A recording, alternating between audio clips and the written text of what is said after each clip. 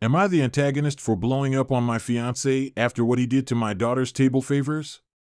I forgot I even had this account, and my daughter used it just to be on a braces support hunt, so this will be my throwaway account.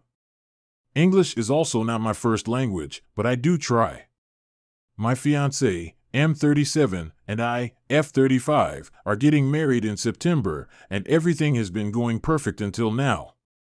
My daughter, F16, and yes, I know I had her young, has recently found an obsession in paper origami. She started with making dollar hearts and moved on to making full-on beautiful lotus flowers and paper butterflies, and asked if she could help with the table decorations by putting paper butterflies on them with our wedding colors.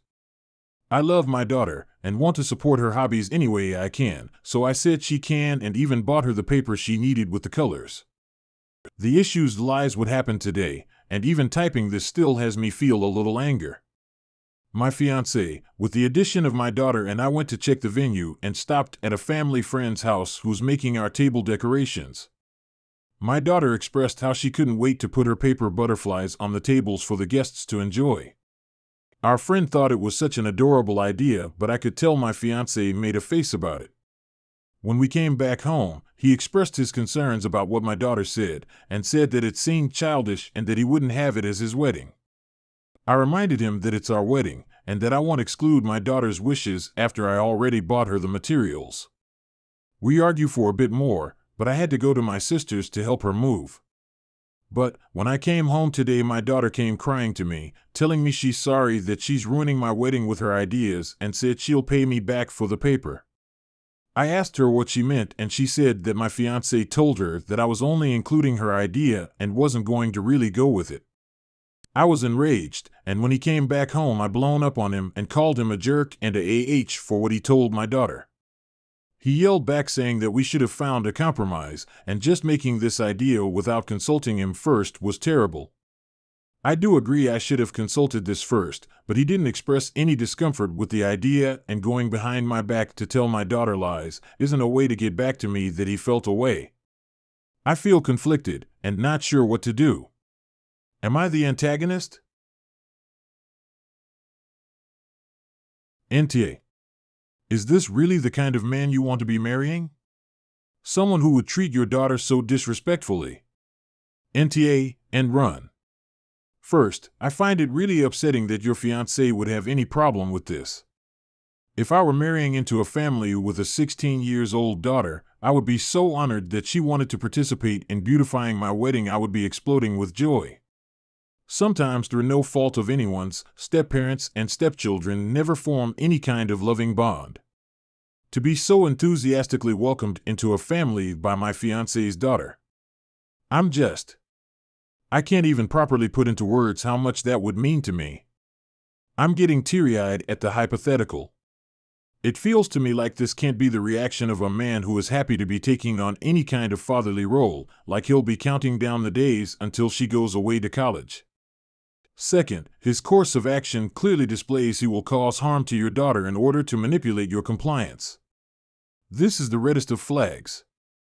This isn't how healthy partnerships function in disagreements. Much to the contrary, it's textbook emotional abuse of your daughter and blackmail of you. The narcissism required to sacrifice your daughter's emotional well-being over table settings is staggering. Todd. But will be if marry this man. He is bullying your daughter. You need to walk away. This man has shown you that he's more than willing to lie in order to hurt both you and your daughter. He's a walking red flag dressed up in human skin. You and your daughter deserve so much better. Am I the antagonist for deciding not to kick my son's ex out? Essentially, my son's 19 male lives with us for college reasons. Ex-fiancé, 21 female, was kicked out of her house due to not getting along with her parents, as well as her parents traumatizing her. She came to live here per my son's request, and he worked really hard to make her comfortable. He gave up his room for her, he cooks for her, picks up after her. We told her she could stay as long as he needs to, and while she was here, we would get her a driver's license and a job so she could get back on her feet. Recently, it's become apparent to everyone in our home that she's been distant from my son and it's been killing him inside. I told him to give her time, she would come around, she is just going through a lot, the girl's parents showed they don't care about her, she's going through so much.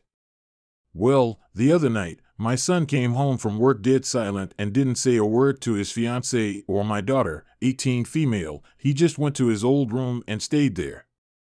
She eventually went in the room, and a while later, we heard him screaming, calling her a bitch and a slut.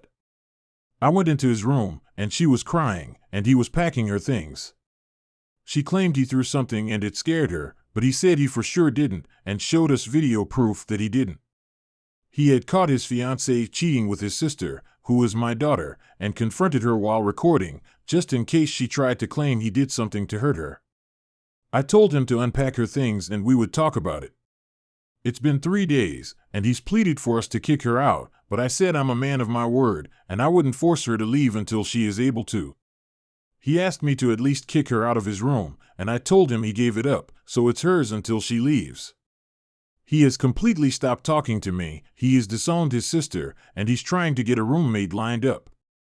He told me I've shown clear favoritism towards his ex, and that if I don't make an attempt to fix things, he would cut me out, but I'm just trying to teach him accountability, and I'm trying to show him that he needs to make better life choices or they could come back and bite him in the ass. My wife started an argument with me about how even if I don't kick out my son's ex, I would still make an attempt to fix things between me and my son, but I said he's an adult now, he can apologize to me for the things he has and hasn't said, and my wife just stared at me and called me a coward. I thought I was in the right, I still do, but now that my wife told me firsthand I could be wrong, I'm doubting myself. Am I the antagonist? Please don't spam upvote this, I don't want it to get big because my wife frequents this sub and I don't want her to see this post. Those of you saying this is fake, it's not. My son uses Reddit as does his sister, I don't know of another Reddit post, and I know I didn't make it. Also, stop upvoting, I meant what I said about me not wanting my other family members seeing this. Those of you saying I want to get with my son's ex-fiancée are disgusting. Stop twisting this to make me seem like I want to cheat on my wife. I would never in a million years do something that cruel to my son after everything his ex and his sister put him through, and I truly love my wife with my whole heart. And to a few people, yes, there's concrete evidence that shows she was sleeping with my daughter, she admitted it on camera, and my daughter admitted it to her brother and apologized. Also, stop upvoting guys, I'm serious. I don't want the rest of my family to see this post. My daughter did receive punishment as soon as I found out. Her internet has been turned off permanently, she has to pay for her own Wi-Fi. Also, I told her she's going to have to apply for real jobs to pay for college as well. My daughter isn't the golden child by any standard, she received punishment, as did my son's ex. I am in no way comfortable having her in my house with my son, but he hasn't been an adult at all either. I've tried to have sit-down conversations with him of what to do, but he's been giving me the cold shoulder, telling me we have to kick her out, but she has nowhere to go. I told her she's not allowed to eat out of our refrigerator and has to buy her own food, and she's not allowed to use our Wi-Fi or electronic devices. They're both being punished, and I've so far been trying to cover my son's experiences to help him out and as compensation. He hasn't talked to me to come to a solution, so I've been letting him calm down. I expect an apology for his childish behavior towards me, not his ex. YTA, she cheated, you're forcing him to live with the girl that broke his heart and her partner in the affair. I get being a stand-up guy and sticking to your word, but she didn't stick to her word. This is how you raise a child that lets their partners walk all over them. What accountability are you teaching him? YTA. This feels fake, but on the off chance it's not, seriously? Accountability? You think most people could foresee their partner cheating on them with their sibling? Come on. What you are doing is actively choosing this girl over your son, and that's shitty. You could at least have the decency to give your son his room back. Give this girl notice to GTFO and start being a better parent FFS. Yes, you're the a-hole. Okay, fine, don't immediately throw her out on the street, but A, give your son's damn room back, and B, Give her a leave date and stick to it. You can help her find new accommodation if you really want to. You made her a promise. Well, she broke a promise too, and your son has been badly hurt by both his girlfriend and his sister. You're his parent. Try acting like it. You want to be a man of your word, yet you absolutely failed your son as his father. Your son is owed an apology by you, not the other way around. He is also owed an apology by his sister and his ex. Neither you, your daughter, nor his ex deserve another opportunity to be a part of his life. Am I the antagonist for not baking an extra cupcake for my colleague? I, 24/F, love baking, and I'd love sharing my baked goods too. I generally get along with everyone else in the office except for this one guy, 36/M, which I will call Leo, not real name, whom I wasn't on very good terms with because of the events that happened years ago when I first joined the company years ago as a fresh graduate. Leo complained that I am lazy, hates cleaning up after my mistakes, and I made him vomit blood. I did ask him for mentoring help to generate the reports in the way he expects, but he didn't want to. Instead, he asked me to look at his report and follow his style. Fortunately, I was redeployed to another role in the same department with a better mentor. We don't talk to each other since. My birthday fell on a Sunday. I decided to bake cupcakes for everyone in the office as form of celebration, to be given on Friday of that week. I considered baking one for him, but decided against it because of how I tried to share food but was rejected. I believed that even if I made him the cupcake, he would turn it down in way, which will make me lost face in front of everyone in the office. For practical reasons too, I decided to make 24 cupcakes, only have a 12-hole cupcake tray. There would be only 2 rounds of baking. There was 25 people in the office excluding me. So on Friday, I came into office with a box of cupcakes, which took me the whole night to bake, and I also woke up early to put the frosting in. Right after lunch, I went from table to table offering my colleagues a cupcake each, and everyone was appreciative of it. When I reached Leo's table, I tried offering it to him. As expected, he said no, but in manner I find to be pretty respectful. After distributing the cupcakes, one of my colleagues came up to me and asked for the extra cupcake that Leo rejected.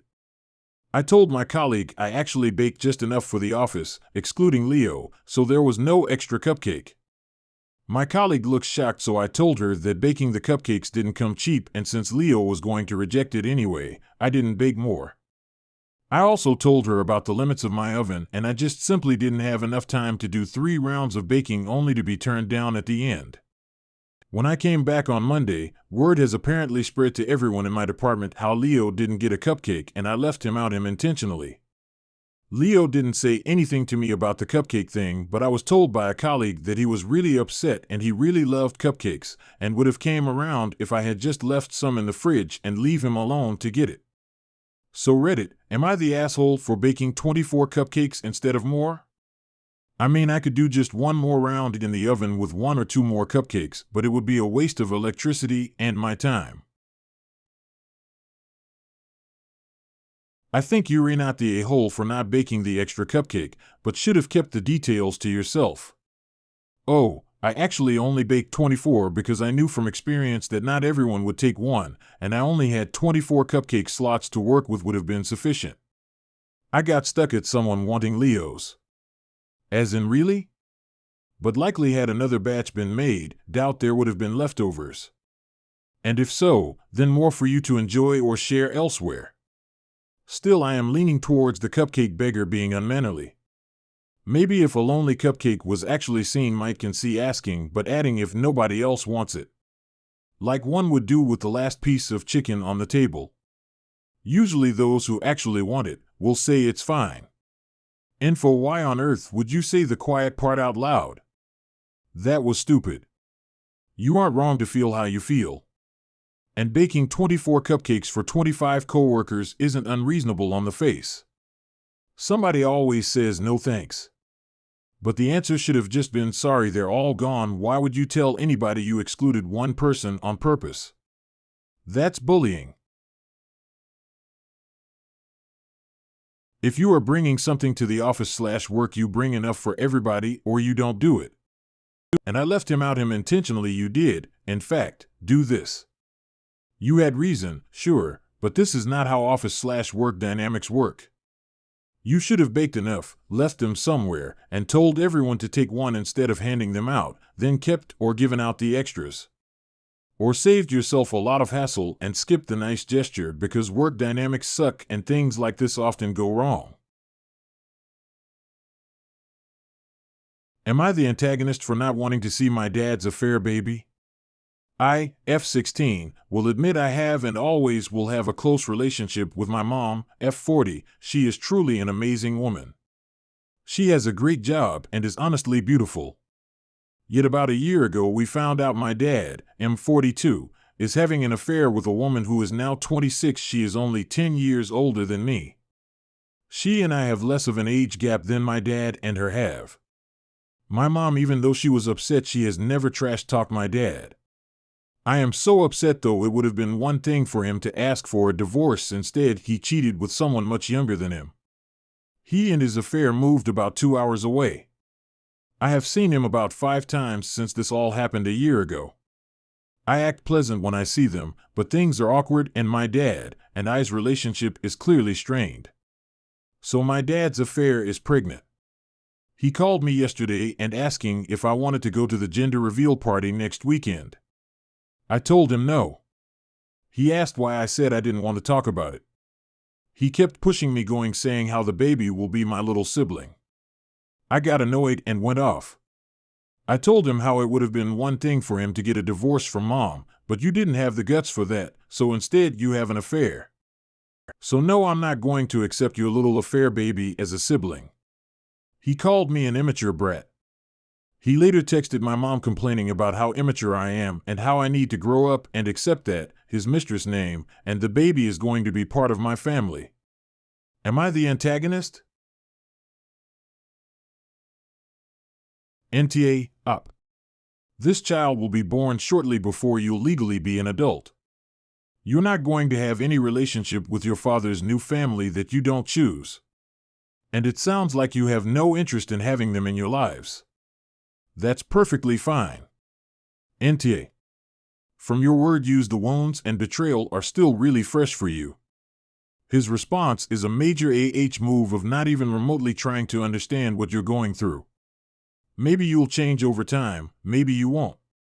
That's your own journey to take.